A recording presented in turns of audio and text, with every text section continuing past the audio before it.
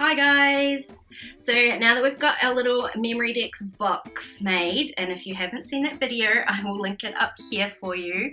It's time to make some actual MemoryDex cards to go in our little box. So I have got the tab version of the dies from Heidi Swap, and I've got a whole bunch of heritage stuff out on my desk. And my plan is I want to make three cards today. I want to make a set of three.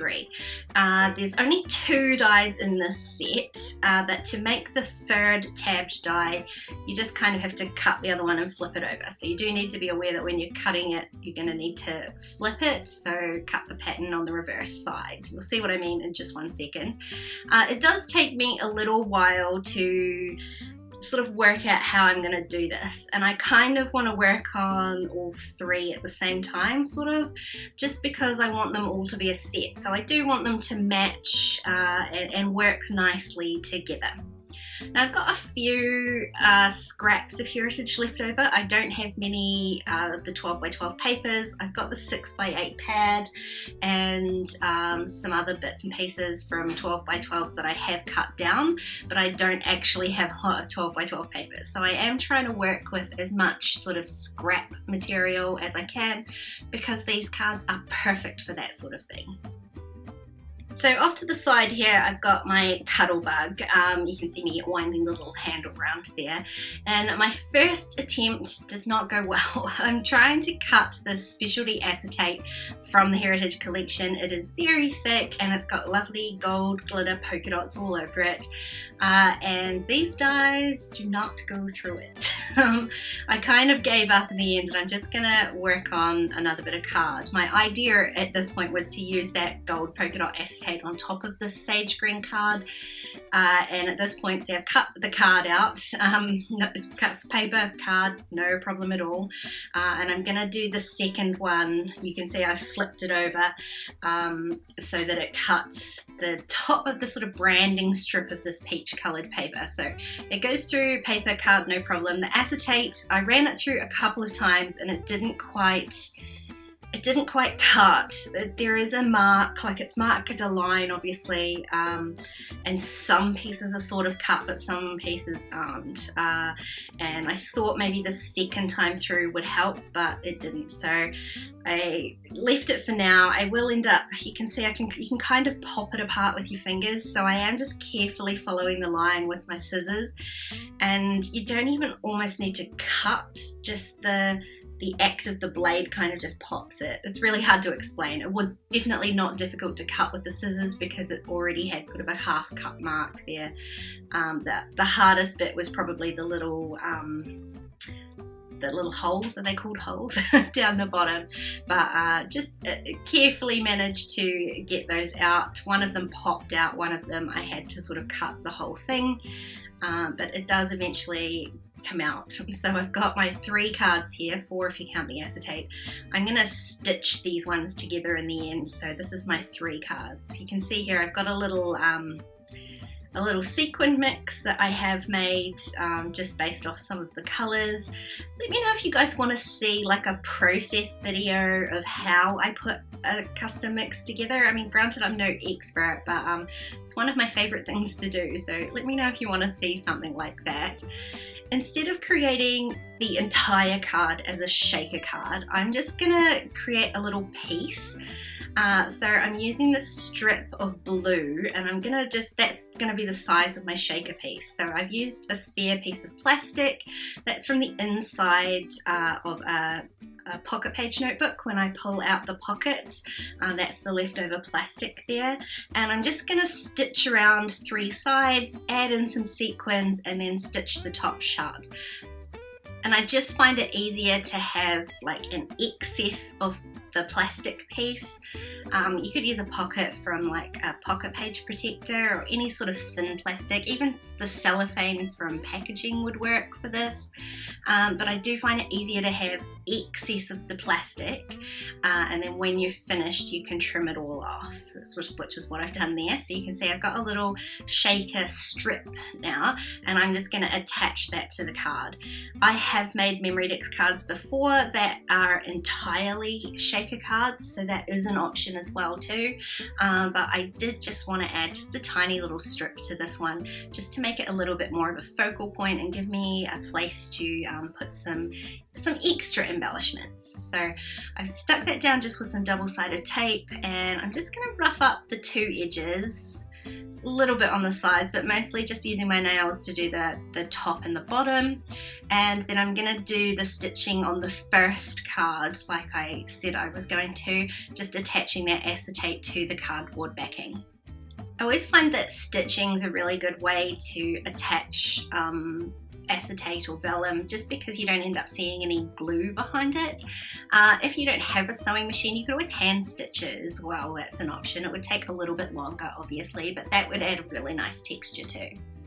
Now the first two cards that I'm making are kind of just going to be, I don't know whether you call them filler cards or not, but this third card I want to actually put some photos on it. So I've got a little photo of Lil and Mel, and I printed them out. I think they're like 1.5 inches wide by 2 something tall.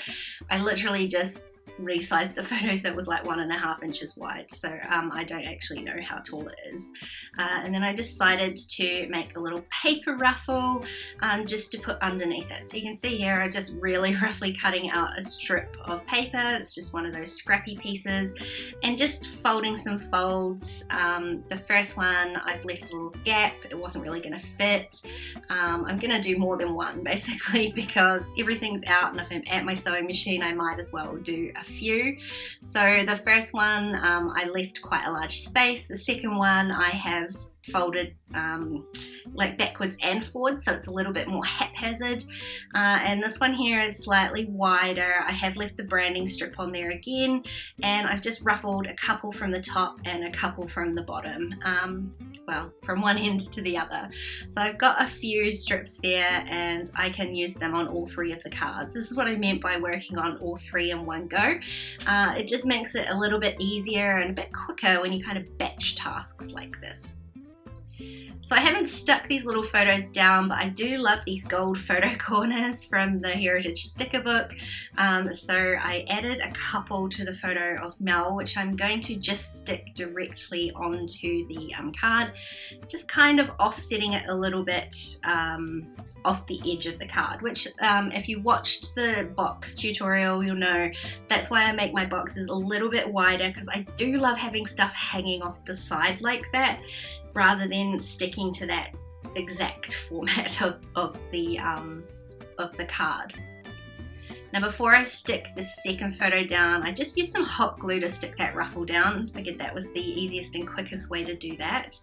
And then I'm gonna back the photo of Lil with a little bit of foam just to give it a bit more dimension. Like, I really love these cards for how big and chunky they can get. They still sit really nicely in the boxes because they're on those rails at the bottom. They still sit really nicely no matter how chunky they are. And considering that I do the rest of my documenting memory keeping sort of as flat as possible, that's why I really love this project, for being able to go a little bit crazier as far as dimension goes.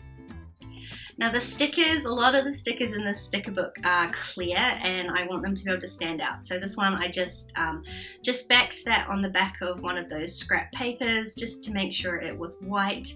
And then I am going to have to add a little bit of foam to one side.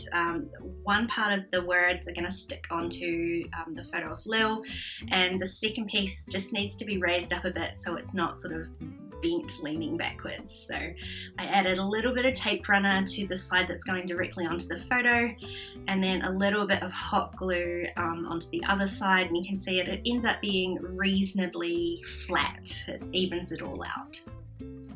Now I do love these puffy stickers from the Heritage range. I've used a lot of them. They look like little wax seals and they are just so pretty. There's gold, peach, and the pink at the bottom is metallic, so I'm probably going to end up using a few of these. I kind of want to slip this underneath here, but it kind of it bulks up underneath the ruffle. So I'm just gonna, bless me, trim the top off it so it sits nicely underneath there.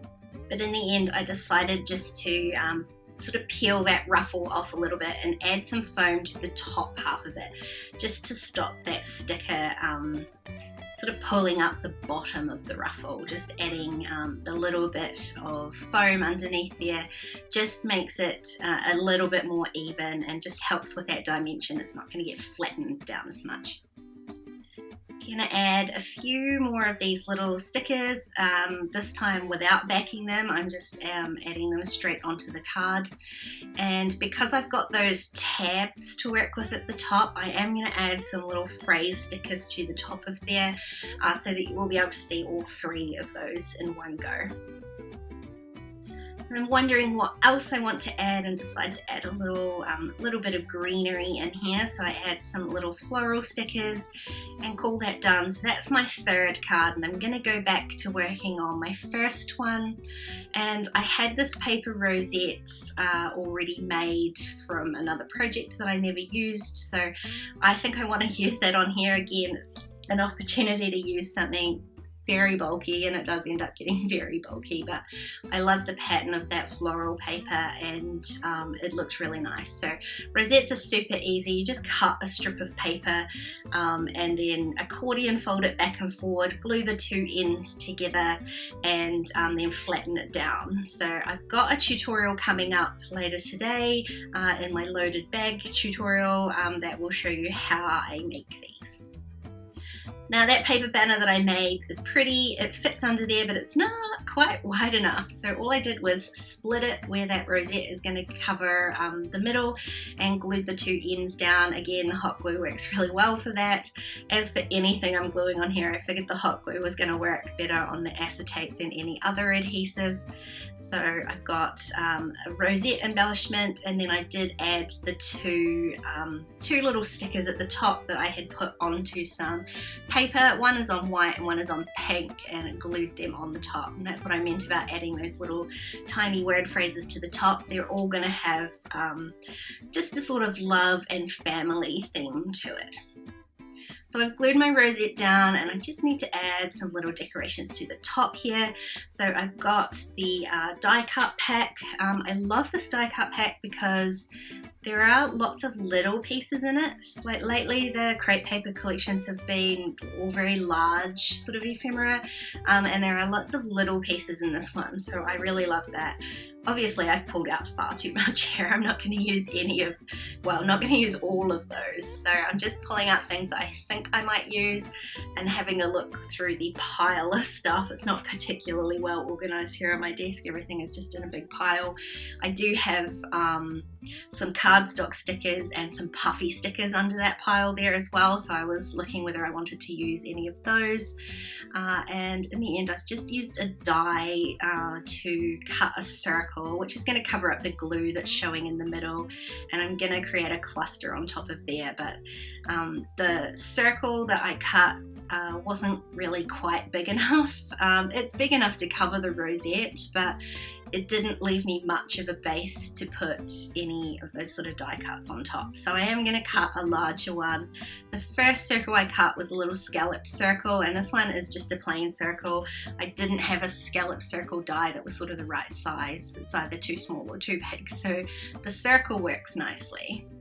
And I do love that phrase that was on that ephemera piece there. So I was trying to work out, whether I could use that and what else I could put on there. It didn't stand out particularly well on it's not even a peach, it's kind of a creamy colored, like a dressmaking pattern paper. It didn't stand out very well. So I'm going through a few different options because I didn't love the green either because it didn't stand out as much onto the back. I kind of wanted something patterned but not too patterned, if you know what I mean. But I figured since I was going to cover up most of it, it probably didn't matter. I liked having those little touches of gold, so in the end I just went with it because, to be honest, I was feeling really indecisive this day, especially with this sort of rosette. I'm definitely not an expert in these sort of clusters yet, but I love doing it, so I'm just giving it a go. I added that tiny floral piece from the die cut pack and another one of those puffy sticker seals, and then I had added some foam to my quote here, but it kind of, again, I had the issue with the seal, so I pulled up some of the craft foam and added it to the other side, so it's got like 3 levels of foam on there, which just helped that stay flat. I'm not sure that I'm done with it yet, but I'm gonna just move on. I think that was another thing I loved about working on the 3 cards kind of at the same time, is I can put it aside and start working on something else, and if I have an idea while I'm still working, then I can always go back and add that in later on. So I kind of want to do the same thing on this card here. I know I've got my little sequin strip, and the reality is I could probably leave it just as it is, add some little tiny word stickers and be done with it, but I wanted to add another little cluster, so I used that scalloped circle that I had the first time, and instead of gluing it on, I'm going to stitch it on with my sewing machine. It just means that those sequins aren't going to fall behind it. It kind of creates a barrier. I've stitched that really messily just so that those sequins will stay on sort of that side of the pocket piece that I've made, and then I can cover up all of that stitching with a tag and some stickers anyway, so you'll never see it, but it does just create a barrier for the sequins, and I'm not going to lose all of those behind there. So I decided that since I've added those puffy sticker seals on all of the cards, I might as well add one on here too. I've used a pink, I've used a gold, so this one had to be peach. I couldn't repeat any of the other layers. And I did love those little ephemera stamps, so I added the swan one on there with the seal. And I kind of like it how it is, but I was just feeling like, have I added enough? Have I added enough to this? Usually my style is, how little can I put on here and get away with it? But these ones here, I was definitely more looking to add more to things. So here's where I'm just adding some final touches. But you can see all 3 of them work really nicely together. I haven't put any phrases on the top of the middle one, the 3rd card I worked on. So when I put them all together, I did decide it needed something on there, so I'm just going to create, it's almost like a second cluster up the top here. I used one of those label stickers, but again it didn't look good just stuck down, it was a bit see-through, so I've added that onto some white, and then I'm doing the old cheat and cutting this sticker in half. This one I didn't back. I like that you can then see the label through it, and that's where I'm going to add my little tiny word there, and you can see it looks much better all stacked up together. So this is it, I'm done. I'm going to pop them into my box. You can see they pop in super easy and sit really nicely together no matter how chunky they are, and I love these 3 little cards as a set together. 2 fillers, 1 photo, all done. Thanks for watching, guys. Let me know if you've got any questions down below. I will leave all the links to Heritage in the description box, and I will see you again really soon.